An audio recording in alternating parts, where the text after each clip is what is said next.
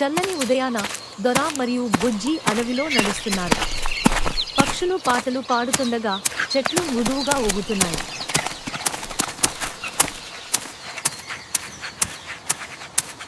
ఒక మూల నుండి చిన్న ఏడుపు వినిపించింది.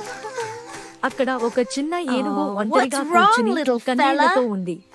దొర మృదువుగా అడిగింది, ఏమైంది చిన్నవాడా?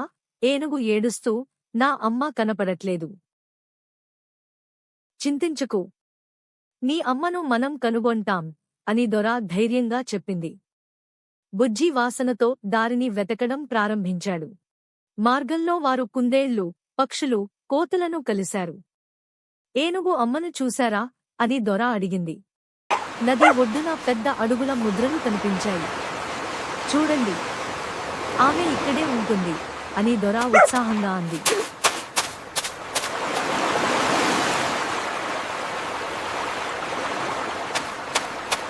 నది వేగంగా ప్రవహిస్తోంది.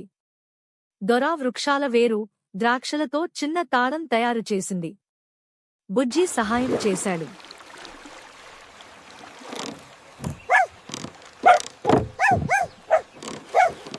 నది అవతల పెద్ద ఏనుగుల గుంపు నీరు తాగుతోంది.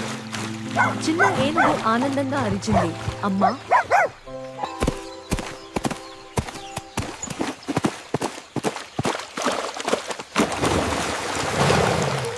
ఏనుగు తల్లి తన తొండంతో బిడ్డను ఆలింగనం చేసుకుంది. దొర నవ్వుతూ ఆనందంతో కంటతడి పెట్టింది. తిరిగి వస్తూ దొర చెప్పింది, ప్రతి తల్లి తన పిల్లను కనుగొంటుంది. బుజ్జి ఆనందంగా మురిగాడు. అడవి మొత్తం సంతోషంతో నిండిపోయింది.